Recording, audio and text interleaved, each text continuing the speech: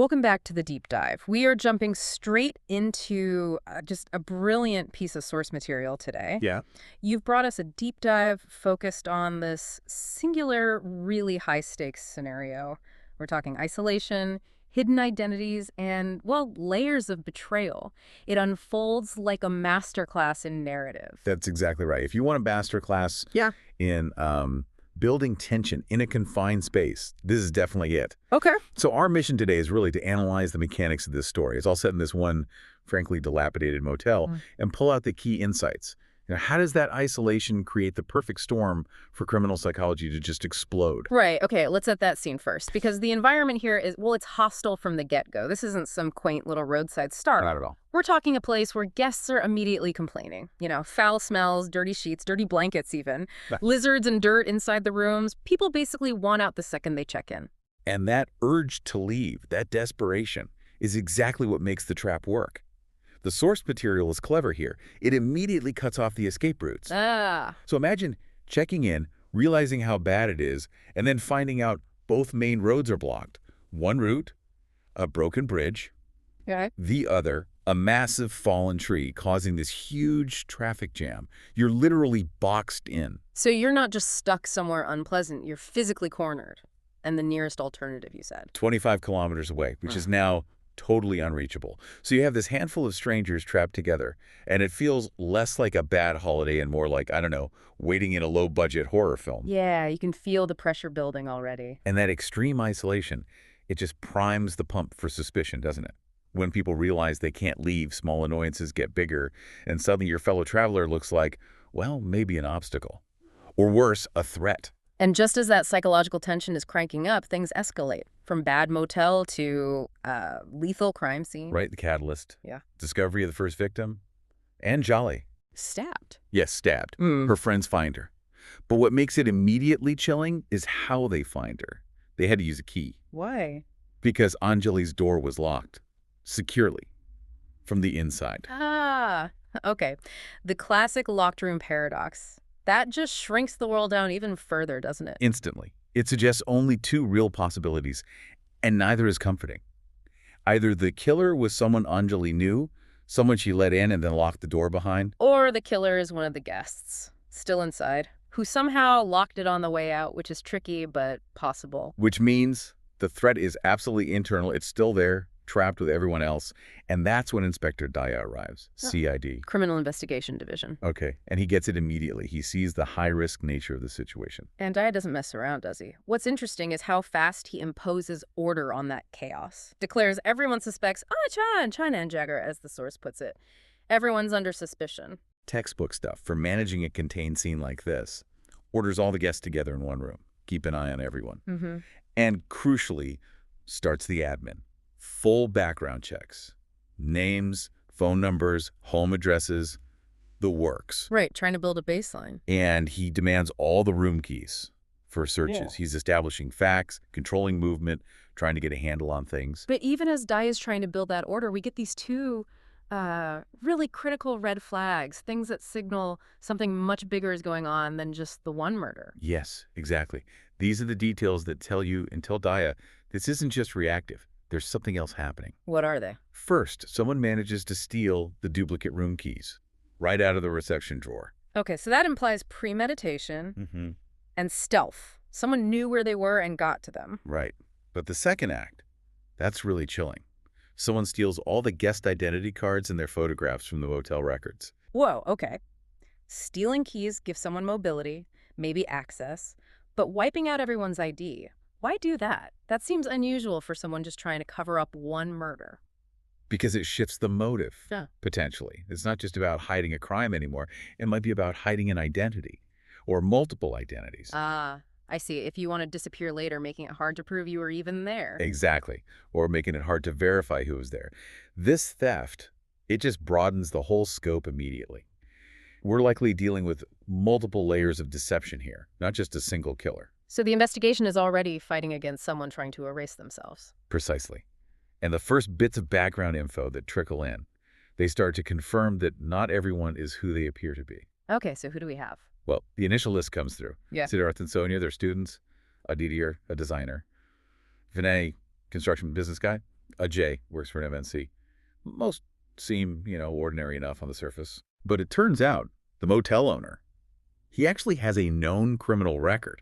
So that's another little layer of potential hidden stuff right there in the building itself. Okay, so another complicating factor. But before they can even dig into that. The body count rises again.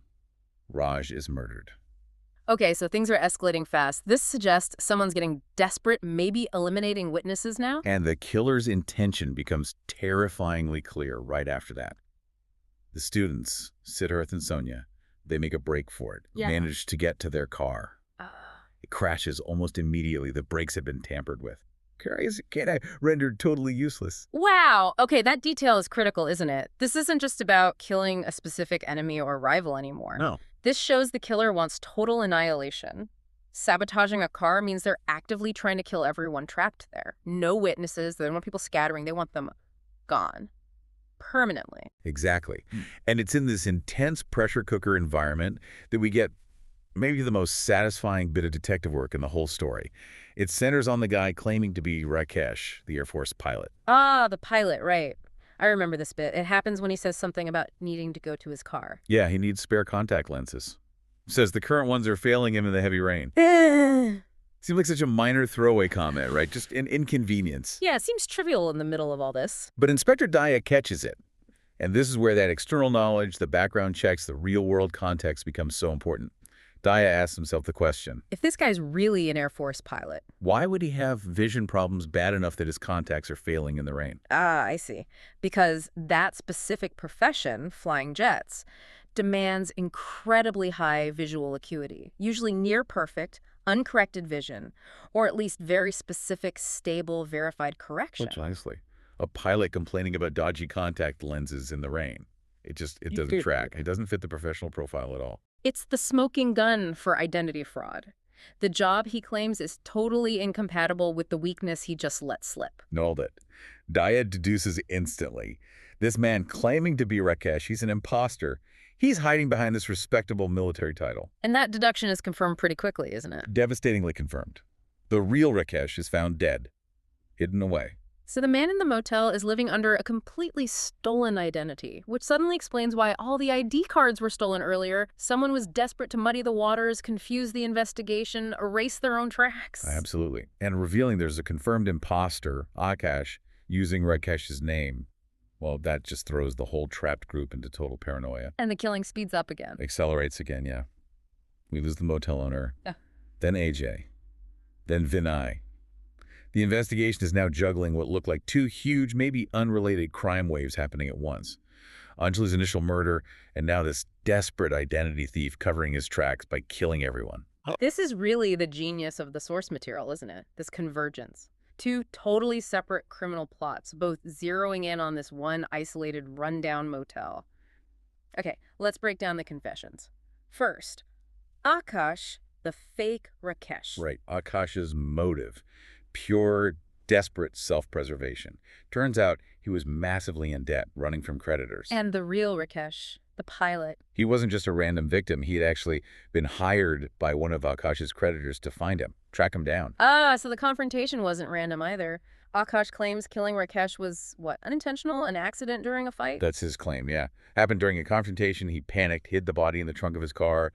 Then the roads got blocked, forcing him to stop at this motel. Trapped. With a body in the boot. What a nightmare situation. And it became critical the second Inspector Daya started searching the cars. Akash realized Daya had spotted something suspicious about the trunk, maybe the outline of the body. So Daya becomes his biggest threat. His biggest problem, as he puts it. And that's when Akash flips. From a guy running from debt to a mass murderer.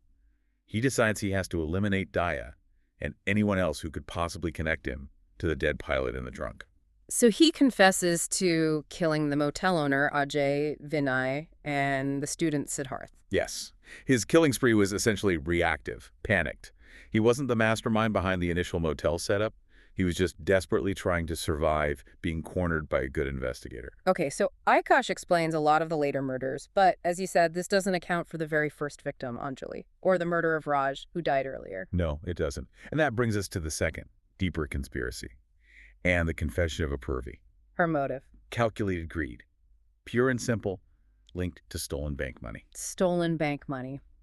In this motel, How did she and Raj even know about it? Right, so her husband, Raj, who turns out was also using a changed identity after getting out of prison, he learned something while he was inside. A fellow prisoner told him about a stash, bank loot, hidden by the prisoner's cousin in his motel, this motel. No way. So they came here specifically for the hidden money. Exactly. That was their entire reason for being there. Okay, so what was their initial plan? You said it wasn't mass murder at first? No, their initial plan was much more surgical, designed for psychological effect, minimal risk to them. They planned to kill just one guest, Anjali. Why only one? What was the logic? Create panic. Maximum fear, minimum investigation focus, they hoped. They figured one shocking murder in place like this, everyone else would flee. Right, who'd want to stay? Exactly. The motel gets abandoned, maybe shut down by the authorities temporarily, and once it's empty, they could search for the hidden money at their leisure without anyone suspecting them. But the plan went sideways the moment Daya showed up and sealed the place off. Completely sideways. Right. Because Daya didn't assume an outside killer who fled. He immediately suspected the killer was internal, still there. And that changed everything for Apurvi. It did. Once the investigation started focusing inwards, Apurvi's greed just took over. She realized they couldn't just scare the witnesses away anymore, and since they already had Anjali's murder on their hands. The only way to get the money and get away clean was to eliminate all the witnesses. Every single one. Which leads us to the coldest betrayal in the whole story. Apurvi killed her own husband, Raj, her partner in the original plan. Why? Just to silence him, too. Partly that, but mainly to deflect suspicion entirely. Frame him, maybe, and crucially to keep all the hidden money for herself. So this conspiracy, born from greed and a treasure map, basically dissolves into just savage self-interest on her part. And she used the chaos Akash was creating as perfect cover. Wow. It's just remarkable, isn't it, the convergence, two completely separate criminal agendas, Akash running from debt, Apurvi hunting for treasure colliding in this one remote, one-down motel and turning it into a slaughterhouse. Yeah. The isolation didn't just contain them, it seemed to amplify their worst impulses, accelerated everything. Absolutely. And what's really fascinating, if you think about applying this knowledge, is how it shows the most critical clues aren't always the obvious forensic stuff. Sometimes it's the inconsistencies in identity. Like the contact lenses. Exactly. The fact that Daya connected that tiny, seemingly innocuous comment about bad contacts in the rain to the known professional standards of an Air Force pilot, that's what cracked Akash's whole fake identity wide open. It's a great reminder, isn't it, that the really deep secrets are often exposed by the smallest, most human details, the things people let slip. And this deep dive really showcases the narrative complexity you get when the killers don't even have the same goal. You had Apurvi executing this cold, calculated plan for money, and then you had Akash just flailing, executing a panicked defense plan, trying to survive minute by minute. Right, and the tension comes because the victims, and even the police initially, can't figure out which motive is driving the latest horror. Is it greed? Is it panic? Who's doing what? Precisely. The chaos started because one pair wanted everyone out, and it ended with both core criminals needing everyone dead. It's just brilliant plotting. Okay, so let's leave our listeners with something to chew on, a final thought. Okay, so we've established Apurvi and Raj's initial plan involved killing Anjali to scare everyone away, drive them out. Right. But those identity cards and the duplicate room keys, they were stolen very early on, almost right after Daya arrived and locked the place down. Yeah, before the mass killings really kicked off. So the question to mull over is, was stealing those IDs and keys part of Apurvi's original contingency plan? Yeah, something she intended to do anyway to erase witness identification once everyone had supposedly fled. Or was that theft a completely separate act? Maybe the very first move Akash made, even before Apurvi escalated. Was he trying to immediately erase his own trail, cover up the Rakesh identity theft before Daya's investigation even properly got going?